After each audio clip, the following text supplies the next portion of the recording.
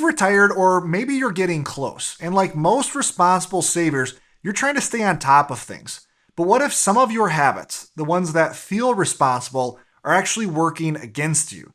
Today, I'm breaking down 5 common retirement habits that seem smart, but could quietly be draining your peace of mind and your wealth. Let's start with a habit that feels responsible, maybe even essential, especially for retirees: checking the financial news every day. I get it. You want to stay informed. You've worked hard to build your nest egg and now you want to protect it. But here's the problem. Financial news is designed to get clicks, not to give you clarity. It's not really there to help you make better decisions. It's there to keep you watching longer. And the more you watch, the more anxious and reactive you tend to become.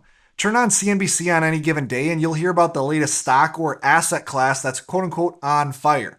And suddenly your carefully built plan starts to feel boring.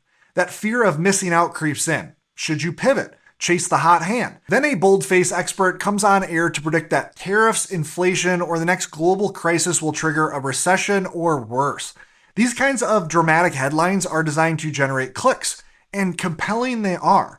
But here's the kicker. When those dire predictions don't materialize, as they often don't, there's no follow-up, no accountability, just the next headline, and you are left bearing the costs. A study published in the Pacific Basin Financial Journal found that negative media coverage significantly impacts investor behavior, often prompting emotional decisions that undermine long-term returns. Meanwhile, researchers at Binghamton University noted that media consolidation means many quote-unquote independent news sources are actually owned by the same parent company, producing near identical stories with the same tone and perspective. So if you're subscribed to 10 news sites, you may think you're getting a broad consensus. But in reality, it's just one narrative repeated. And the more we often hear a message, the more credible it tends to feel, even when it isn't rooted in meaningful analysis. From the outside looking in, I often see retirees using financial news as a kind of self-soothing ritual. And I get it. Investing, especially in retirement, is a game of patience, and patience is uncomfortable. So we turn to information as a way to feel in control. The problem is, consuming information today can mean you're still a long way from being informed. We live in a world where most people are consuming things posted in the last 24 hours, and this information will be stale and irrelevant 24 hours from now. Want to be truly informed? Study history. You'll see that uncertainty isn't an exception, it's the norm. Markets have always faced noise, crises, and contradictions. The real wisdom is learning to find comfort in that uncertainty, not trying to constantly run away from it. Habit number 2, checking account balances daily. This one feels harmless, maybe even responsible. But really, it's just another form of self-soothing, like watching financial news. It feels diligent, but what you're really doing is giving yourself a front row seat to short-term noise. It's like stepping on the scale every hour while trying to get healthier.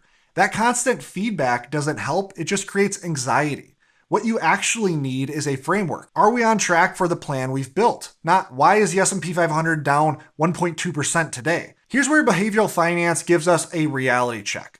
There's a well-documented principle called loss aversion. Investors feel the pain of losses about twice as strongly as the pleasure of an equivalent gain. You've probably felt it before. When your account balance is up, you don't exactly feel joy. You tend to feel relief. But when it's down, that pit in your stomach tells you everything. And here's the kicker. On any given day, the stock market is only up about 53% of the time. That means nearly half of the time you log in, you're setting yourself up for pain. And because that pain hits twice as hard, you're essentially compounding negative emotions for no strategic benefit. One of the most cited studies in behavioral finance by Barber and Odeen looked at tens of thousands of real investor accounts and found that those that had the most activity in their accounts, those most likely to check in and tinker, underperformed significantly. The most frequent checkers and tinkerers earned 7% less per year than the more passive investors. In other words, inaction often outperforms reaction. So instead of reacting to every tick on the screen, shift your focus. Set a regular review rhythm, maybe monthly, but quarterly is better. And when you check, ask better questions. Are we on track for our income needs? Are we optimizing for taxes? Habit number 3, obsessing over your budget. Budgeting gets a lot of praise in the personal finance world, and for good reason. During your working years, it's a powerful tool. You're building discipline, automating savings, setting clear boundaries, but in retirement, that same tool can become a trap. Obsessing over every budget category starts to work against you. It breeds a scarcity mindset where the focus shifts from living with intention to simply avoiding regret. I see this all the time. Retirees with plenty of financial capacity still tracking every grocery receipt like they're 32 and trying to pay off credit card debt. That's not financial planning, that's financial anxiety dressed up as diligence. Because the goal in retirement isn't to spend less, it's to spend deliberately. To align your spending with your values, your lifestyle, your legacy goals, not to nickel and dime yourself into missing the very experiences you worked so hard to afford. Here's the kicker. Over budgeting often creates a gap between the life you say you want and the life you actually live. Maybe your plan shows that you can comfortably spend $10,000 a month and meet your needs, travel well, outsource the chores that you no longer want to do, and you feel good about that, in theory. But then retirement arrives and you start trimming back. You stay at a cheaper hotel when you're traveling, you mow your lawn, you clip coupons, and yes, you come in under budget. Maybe even feel a little proud of that. But that pride, it's still rooted in scarcity. You're not optimizing for freedom, you're optimizing for control. And over time, that quiet erosion of joy and flexibility becomes its own form of a cost. Instead of tracking every dollar out of fear, try this. Once a month, sit down and do a values-based spending review. Don't ask, where did we overspend? Ask, where did we spend well?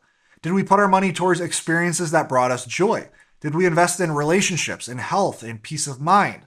Did we support causes we care about or free up time by outsourcing tasks that we no longer enjoy?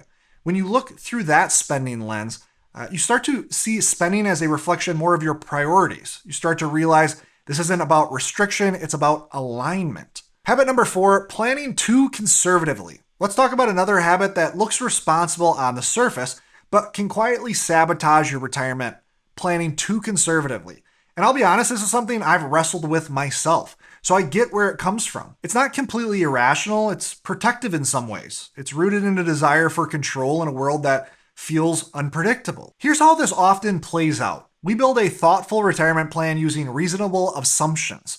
Historical market returns, current tax laws, realistic spending needs, Social Security is legislated. The numbers work. The plan looks strong.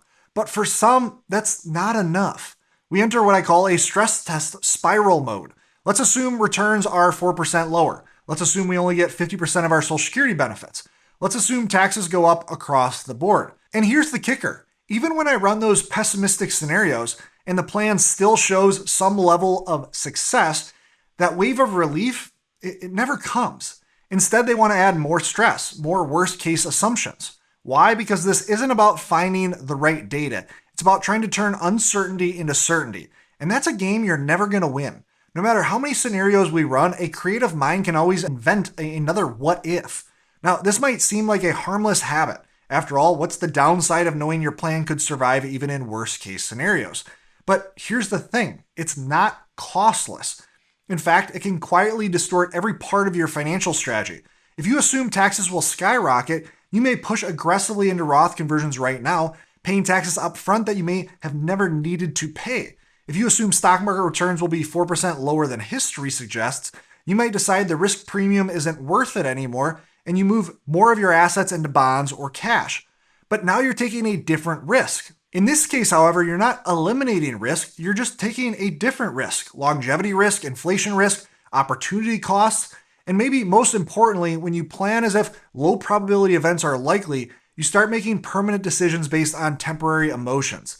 That's how fear, disguised as prudence, starts to erode both your strategy, your peace of mind, and your lifestyle.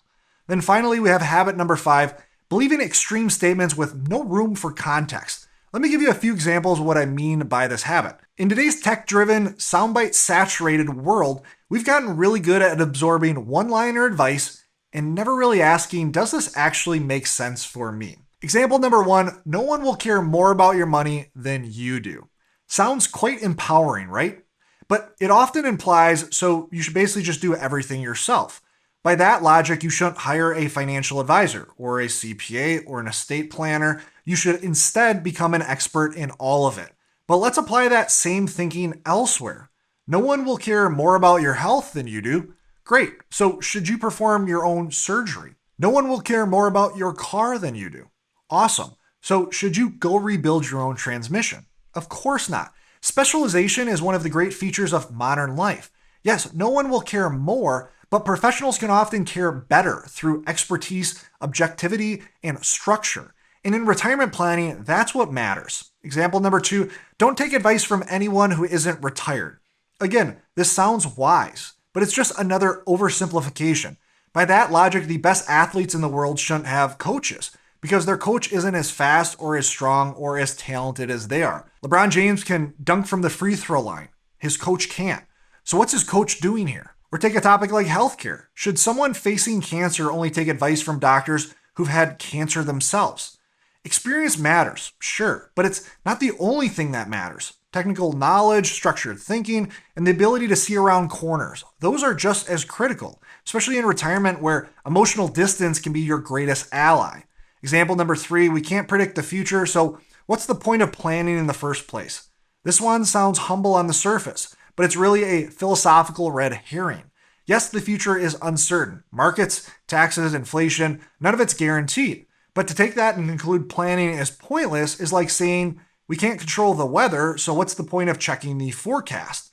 What are we supposed to do instead? Shake a magic 8-ball and hope for the best?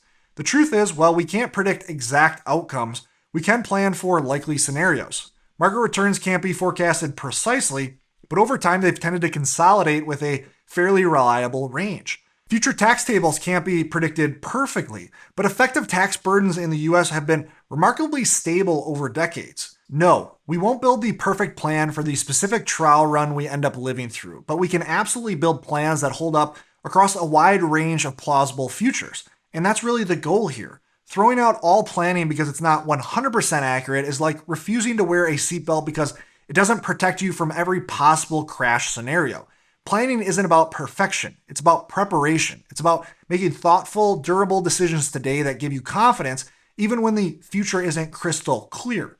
The bottom line, retirement isn't about following slogans. It's about making smart, nuanced decisions based on your goals, data, and your values. If a piece of advice leaves no room for context, it probably doesn't deserve much room in your plan. If you found yourself nodding along or maybe squirming a little bit because one of these habits really hits close to home, take it as your cue to stop. Not just the habit, but start replacing it with something better. And if you're wondering where to start, check out this video right here. I walk through 7 ways you or your advisor can improve your portfolio today. Click here to learn more, and always remember, you don't need more money, you need a better plan. I look forward to seeing you in the next video.